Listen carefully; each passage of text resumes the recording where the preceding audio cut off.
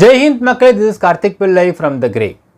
கடந்த 3 நாட்களுக்கு முன்பாக பார்த்தீங்கன்னா ஒரு மிகப்பெரிய காமெடி நடந்துட்டு இருந்துச்சு தமிழக அரசியல்னு சொல்லலாம். ஏனென்றால் ஆளுங்கட்சியை சேர்ந்த கூட்டணி கட்சி தலைவரே திருமாவளவனே அறிவிக்கிறாரு மது ஒழிப்பு மாநாடு. இது நடந்த சம்பவம். இது ஆக்சுவலாக மது ஒழிப்பு மாநாடுன்றது அக்டோபர் 2 காந்தியத்தில் நடக்க போகுதுன்னு சொல்கிறக்கால பார்த்தீங்களா மக்களே. எப்படி நடக்க போகுது அப்படிங்கிறது ஒரு வேடிக்கையாக பார்த்தாகணும். இது கடந்து வந்த பாதையை ஃபஸ்ட்டு பார்த்துருவோம். ஏனென்றால் திருமாவளவன் அவர்கள் மது ஒழிப்பு மாநாடு மற்றும் மகளிர் மாநாடு அறிவிக்கிறார். இது ஏன் அறிவிக்கிறாரு அப்படிங்கிறத நம்ம வேறு வீடியோவில் பார்க்கலாம் மக்களே. பட் இதை அறிவித்ததுக்கு பிறகு என்ன சொல்கிறாருனால், யார் யாரெல்லாம் மது ஒழிப்புக்கு குரல் கொடுக்குறாங்களோ எல்லா கட்சியும் வரலாம் அப்படின்னு சொல்கிறார். அடுத்தது எதிர்கட்சியான அதிமுகவுக்கு இவர் இங்கேருந்து சொல்கிறாரு, ப்ரெஸ் மீட்டில் சொல்கிறாரு, எதிர்கட்சியும் வரலாம், அதிமுகவும் வரலாம். நாங்கள் அதிகாரப்பூர்வமாக நாங்கள் போய் இன்வைட் பண்ணல, ஆனால் தமிழக மக்களுடைய மது ஒழிப்புக்கு பாடுபட நினச்சா எல்லோரும் யாருன்னா வரலாம் அப்படிங்கிற மாதிரி ஒரு அறிக்கை விட்டுருந்தார். இது கிட்டத்தட்ட நீங்கள் பார்த்தா தெரியும், தூள் படத்துடைய அந்த ஸ்க்ரீன் பிளே வரும். தூள் படத்தில் உங்களுக்கு அந்த வில்லன் போய் உட்காந்துருவார், உண்ணாவிரதம் உட்காந்துருவார். கேட்டால் காவேரி நீர் பிரச்சனை, நான் உண்ணாவிரதம் இருக்கிறேன், யாருன்னா கலந்துக்கலாம், கலந்துக்கிட்டு யாருன்னா நீங்கள் என் கூட உண்ணாவிரதம் இருக்கலாம், எதிர்கட்சியோ ஆளுங்கட்சியோ யாருன்னா கலந்துக்கலான்ற மாதிரி ஒரு ஸ்க்ரீன் பிளே பண்ணியிருப்பாங்க. கிட்டத்தட்ட சேம் ஸ்க்ரீன் ப்ளே பண்ணியிருக்காரு திருமாவளவன் சொல்லலாம் மக்களே. இப்போ அதிமுக தரப்பில் சொல்கிறாங்க, நாங்கள் கலந்துக்க வேண்டாம், நாங்கள் எப்படி கலந்துக்க முடியும்னு அவங்க இதை ஒதுங்குறாங்க ஒரு பக்கம். இன்னொரு பக்கம் முக்கியமாக இந்த மது ஒழிப்பு மாநாடு அப்படின்னு அறிவிக்கிறதுக்கு அடுத்தது சொன்ன வார்த்தை, முன்பே சொன்ன வார்த்தை பார்த்திங்கன்னா, ஆட்சியிலும் பங்கு அதிகாரத்திலும் பங்கு. இப்போது இந்த ரெண்டுமே கலந்து நீங்கள் பார்க்கணும். இன்னொரு விஷயம் பார்த்தீங்கன்னா மக்களே, திருமாவளவனுக்கு 62 வயசு ஆகிடுச்சு அப்படிங்கிறதுனால அவர் முதல்ல கொடியேற்றின மதுரையில் போயிட்டு அங்கே உள்ள அவங்களுடைய கட்சிக்காரங்களாம் சேர்ந்து 62 அடி உயரமான ஒரு கொடிக்கம்பத்தை நட்டு அதை திறந்து வைக்கணும், இவர் அதில் கொடியேற்றணும் அப்படிங்கிற மாதிரி ஒரு விழாவை ஏற்பாடு பண்ணுறாங்க. அது போலீஸ் இரவோடு இரவாக அந்த கொடிக்கம்பத்தை பிச்சு கொண்டு போயிடுறாங்க.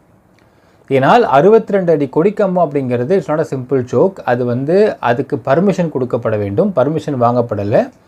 அது என்னதான் கூட்டணி கட்சியாக இருந்தாலும் இவ்வளோ அளவுக்கு பர்மிஷன் அப்படிங்கிறது சட்டப்படி கொடுக்க முடியாது. சப்போஸ் ஒரு கொடிக்கம்பம் டேமேஜ் ஆகி விழுது அப்படின்னால் அது ஏற்படுத்தக்கூடிய பாதிப்பு அப்படிங்கிறது மிக அதிகமாக இருக்கும். 62 அடி கொடிக்கம்பம் அப்படிங்கிறது ஹியூஜ் ஹைட்டு.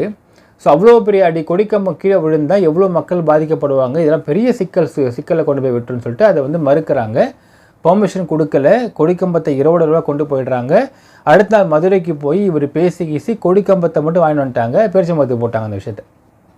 அதுக்கு கொடிக்கம்பம் நட முடியாது, ஸோ இரும்பு பேரிச்சம்பருத்தி போட்டாங்க மக்களே. இப்போ என்னன்னால் ஆட்சியிலும் பங்கு அதிகாரத்திலும் பங்கு, இந்த ஒரு முழக்கம் இங்கே ஆரம்பிக்கிறார். அடுத்தது மது ஒழிப்பு மாநாடு ஆரம்பிக்கிறார். இப்போது தமிழக முதல்வர் திரு மு.க. ஸ்டாலின் அவர்கள் அவருடைய அமெரிக்கா பயணத்தை முடிச்சுட்டு வந்தவுடனே ஒரு இதுக்கு அப்பாயின்மெண்ட் கேட்குறாரு. அப்பாயின்மெண்ட் கொடுக்கப்படுகிறது அறிவாலயத்தில். கொடுக்கப்படுற அறிவாலயத்தை பார்க்குறாங்க.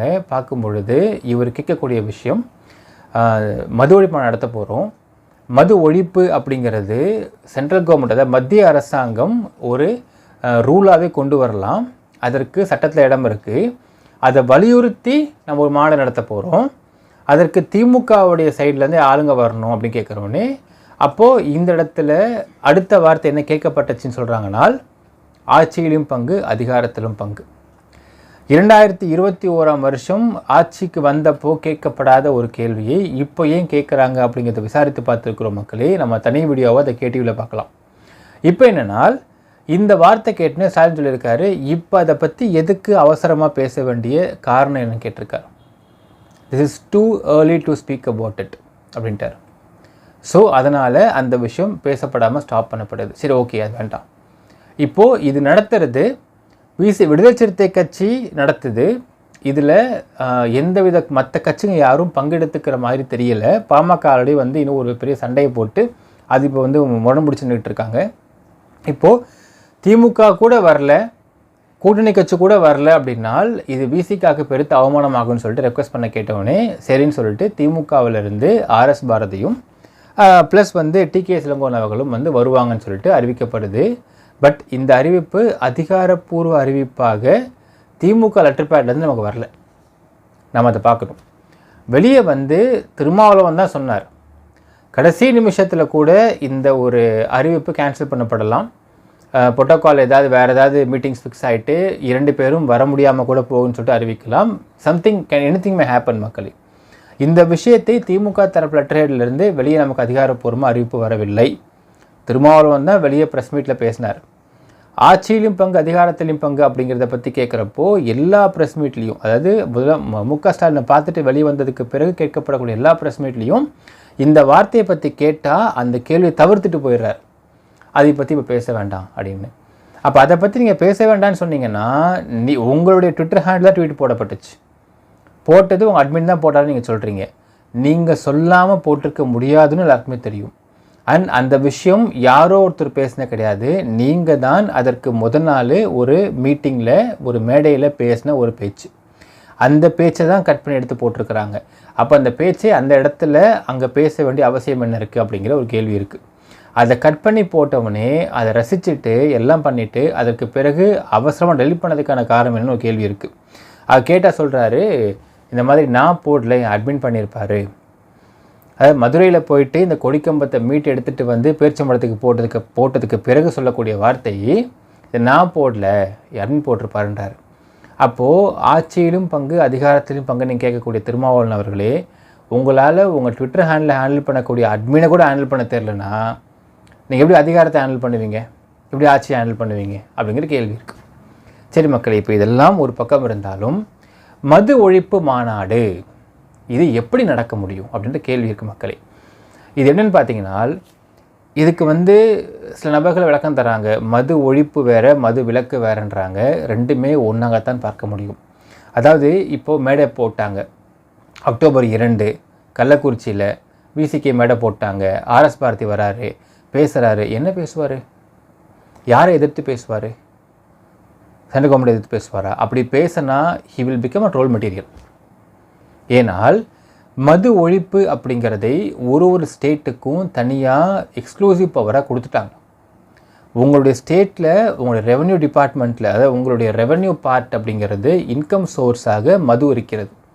நீங்கள் உங்கள் இன்கம் வேணுன்னா நீங்கள் மது வச்சுக்கோங்க, வேணான்னா ஒழிச்சிருங்க, விலக்கு கொடுத்துருங்கன்னு சொல்லிட்டு ஒவ்வொரு ஸ்டேட் கவர்மெண்ட்டுக்கும் அதுக்கு தனித்தனியாக அவங்களுக்கு பவர்ஸ் கொடுக்கப்பட்டாகிவிட்டது. ஏனால் எல்லா ஸ்டேட்டில் இருந்தும் மதுவுக்கு வரக்கூடிய வரி அப்படிங்கிறது சென்ட்ரல் கவர்மெண்ட்டுக்கு போகிறது கிடையாது. அப்போ சென்ட்ரல் கவர்மெண்ட் அந்த விஷயத்தை இம்போஸ் பண்ணவும் முடியாது, அது இம்போஸ் பண்ண வேண்டிய அவசியமும் கிடையாது.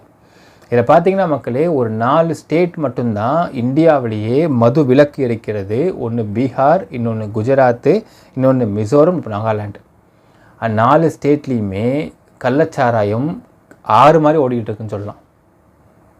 மது விலக்கு அப்படிங்கிறது இன்றைய காலகட்டத்தில் வாய்ப்பே கிடையாது. அப்படி மது நீங்கள் விலக்கு கொடுத்துட்டிங்கனால் கள்ளச்சாராயம் பயங்கரமாக பொருள ஆரம்பிச்சிடும்.